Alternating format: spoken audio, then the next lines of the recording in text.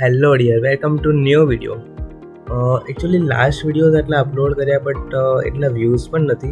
આઈ નો કે અત્યારે તમે લોકોએ કરી દીધું હશે બટ ઇફ જો તમે જુઓ છો તો એટલીસ્ટ શેર અને લાઈક તો કરજો જ. ઓકે, તો હવે જોઈ લો કે create a radio button list that display the name of some colors into two columns. આ ફોર્થ નંબરનું છે ફર્સ્ટ યુનિટનું, કે જેમાં રેડિયો બટન લિસ્ટ બનાવવાની છે કે જેમાં અમુક કલર્સ હોય બે કોલમની અંદર. ઓકે, હવે એ બટન પર ક્લિક કરતાની સાથે જ ડાયરેક્ટલી ચેન્જ થઈ જશે. મતલબ કે રેડિયો બટનમાં જે કલરનું નામ લખ્યું છે ને એ એનું બેકગ્રાઉન્ડ કલર બની જશે પેજનો. અને ઓલ્સો એક્સટર્નલ CSS યુઝ કરવાનું છે. ડન, ચાલો શરૂઆત કરીએ. New website. હવે આઈ હોપ તમે સમજી શકો છો કે મેં કેટલી મહેનત કરું છું. Start. First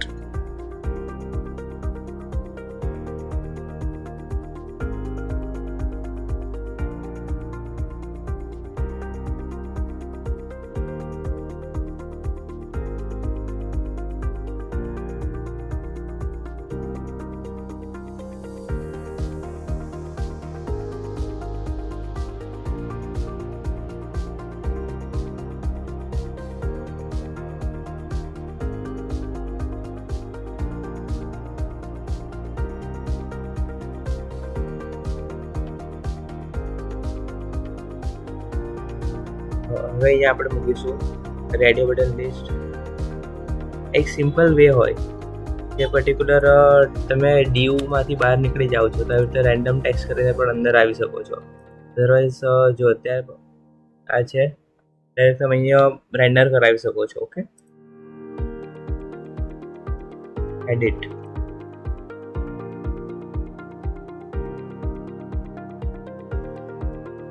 red,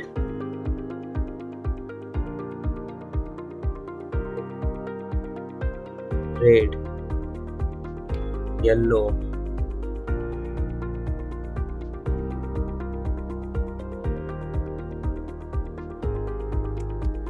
green,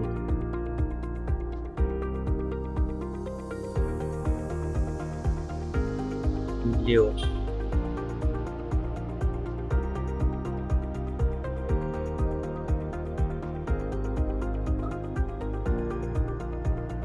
orange. Orange નો સ્પેલિંગ શું થાય? બરાબર.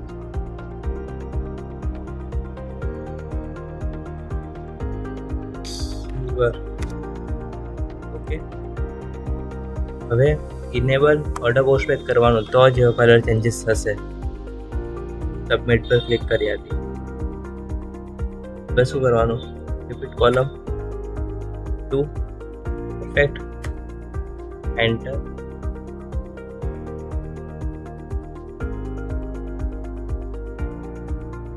બટન એડ કરો. બટનનું ટેક્સ્ટ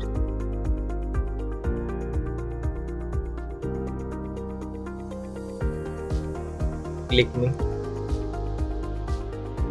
બટન પછી એક લેબલ મૂકી દઈએ મેસેજ શો કરાવડાવવા માટે. લેબલનું ટેક્સ્ટ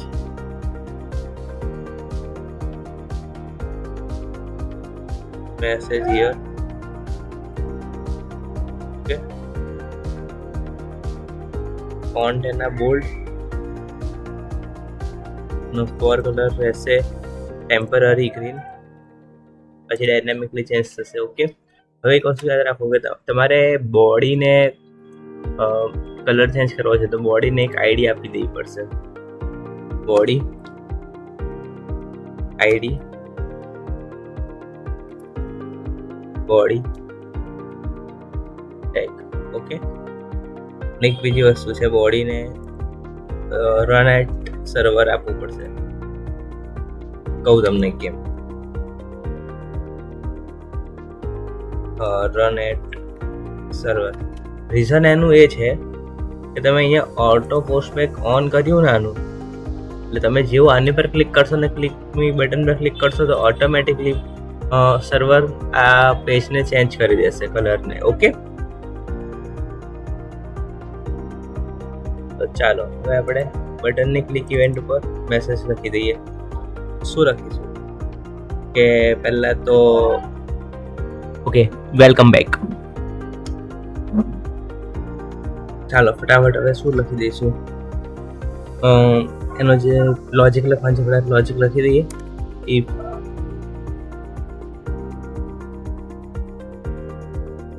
અગર રેડિયો બટનમાં કોઈ વેલ્યુ કે સિલેક્ટેડ હોય તો જ ઓકે શું કરીશું એની અંદર સૌથી પહેલા string color name is equal to radio button dot selected value. Okay, હવે શું કરીશું, હવે આપણે કરીશું બોડી ટેગનો કલર ચેન્જ કરીશું. બોડી ટેગ ડોટ એટ્રીબ્યુટ એની અંદર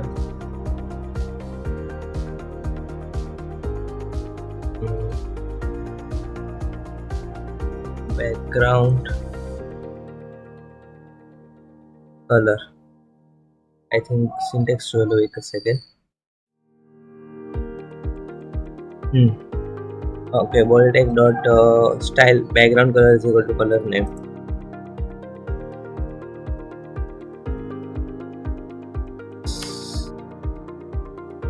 Style background color is equal to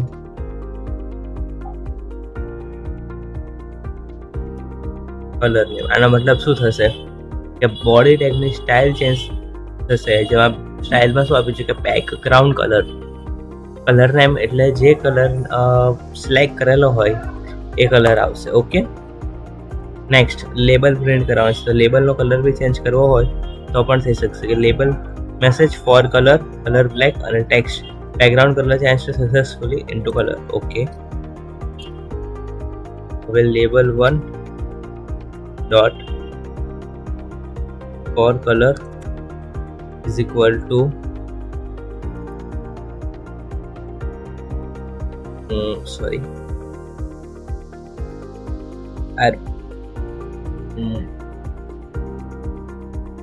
color black. Okay,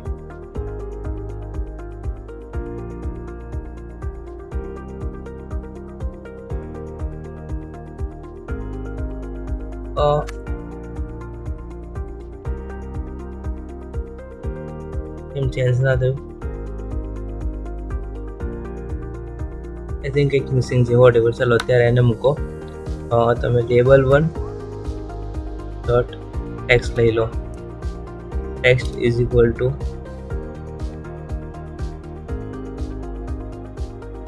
background colour changed successfully into color name. Okay, ને અગર આ વસ્તુ પોસિબલ ના થઈ તો એલ્સ કન્ડિશન પણ જોઈશે ને.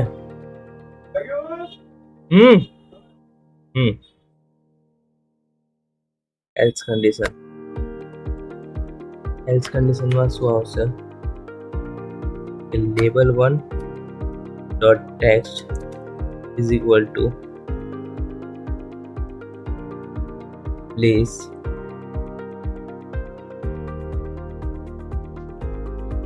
select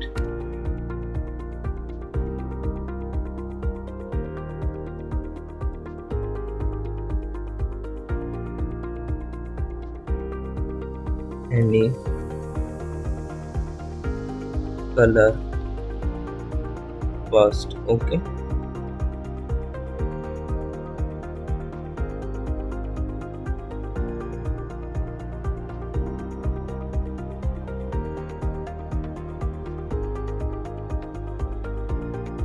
done. Okay,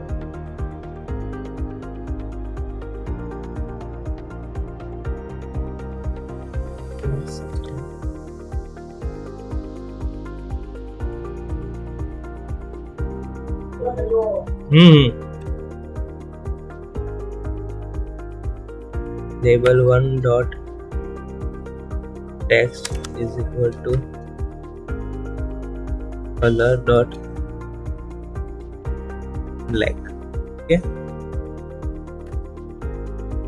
label 1 dot text is equal to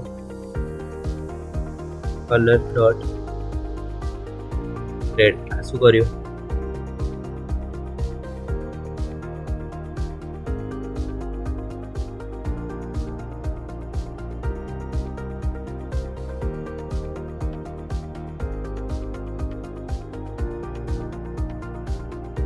और कलर ओके, हाँ और कलर पर्टिकुलर कलर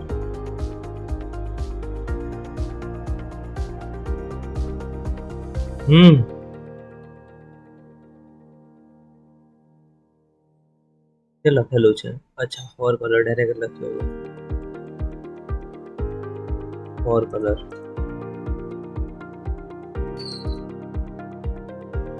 પરફેક્ટ. શું થયું કે સિસ્ટમ ડોટ ડ્રોઈંગનો યુઝ કર્યો કે જેનાથી તમે કલર ચેન્જ કરી શકો કોઈ બી લેબલના ને ગમે તે બી સી શાર્પના યુઝથી. ઓકે, પહેલા ગ્રીન કલર હશે પછી ચેન્જ થઈ જશે. ચાલો એકવાર રન કરીએ.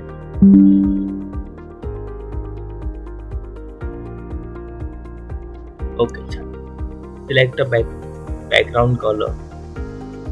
Click me. Please select any color first. Okay, red. Click here, red. લ્યો, ઓકે, આ પરફેક્ટ વર્ક કરી રહ્યું છે. તો ખાલી એક્સટર્નલ CSS યુઝ કરી લઈએ. હવે હું વધારે ટાઈમ વેસ્ટ નથી કરી રહ્યો. એક્સટર્નલ CSS ઓલરેડી છે જે હું કોપી કરીને તમને એડ કરાવી દઉં છું. New item, child seat, add, save, default. તો અત્યારે ડિઝાઇન ચેક કરી આવી છે. એક્સટર્નલ CSS ને એડ કર્યા પછી ડિઝાઇન કેવી થઈ હશે.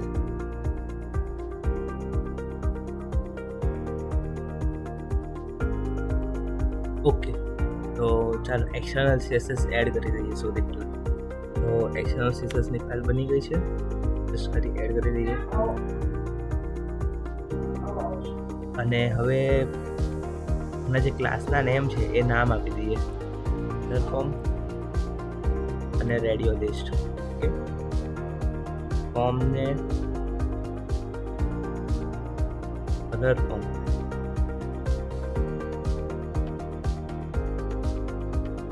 અને આપણા રેડિયો બટન જે છે એ રેડિયો બટનની આઈડીને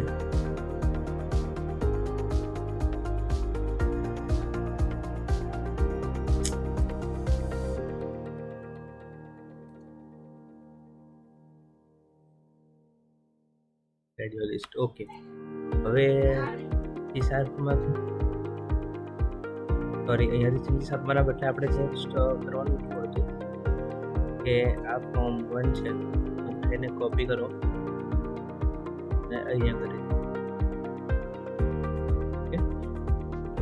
અને કારણ કે જો અહીંયાથી ચેન્જ કરીશું નામ તો સી શાર્પ વાળા કોડમાં આપણે નામ ચેન્જ કરવા જવું પડશે.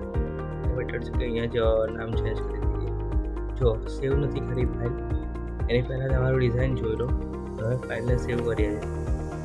પછી જો તમારી ડિઝાઇનમાં ખાસો એવો ફરક પડ્યો કે અહીંયા ડીવ બોક્સ આવી ગયું, અહીંયા બોર્ડર આવી ગઈ. ઓકે, જોઈ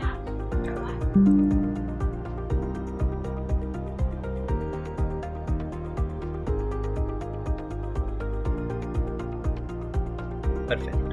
એક બીજી વસ્તુ બતાવું કે આની ડિઝાઇનમાં જવાનું, જે બોક્સની હવે બોર્ડર આપણને શો કરે છે, પહેલાં શો નહોતા કરતા.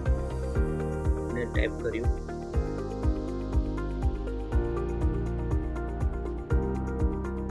ઇવન સપોઝ આ સેન્ટરમાં લઈ લઈએ આપણે. Okay,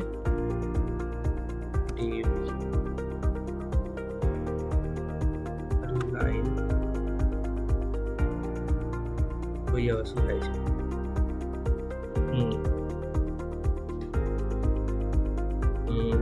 radio button line.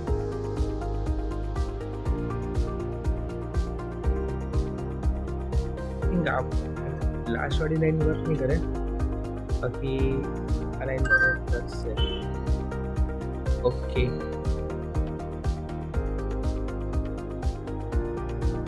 Okay done done. આ મજા નહીં આવે, એનીવેઝ આ જેવો તેવું રહેવા દઈએ. બસ એટલું સમજી લો કે તમે ડીઓ લાઈન સેન્ટર સપોઝ કરેલું છે તો તમારો ડિઝાઇનનો લુક સમથિંગ આવો થઈ ગયો. ઓકે, ક્લિક કરશો નહીં આવે. ઓકે ઓકે, તો નીચે નામ પણ બદલાય છે. એકચ્યુઅલી આમાં મારે સેન્ટર કરવાની જરૂર ના પડે, તો બધું લેફ્ટ અલાઈન આવે. ઓકે, તમે પર્ટિક્યુલર એક એક એલિમેન્ટને તમે સેન્ટર કરી શકો છો, તો ભાઈ ચાલે. ત્યારે આ વસ્તુ સેન્ટર કરવા માટે તમારે શું કરવાનું, જસ્ટ ડિઝાઇન ટેપમાં જવાનું અને આ ફોર્મના સાઇઝ નાની કરી દેવાની, ખસેડી લેવાની. ઓકે, આ તો આપણો પ્રોગ્રામ નંબર 4.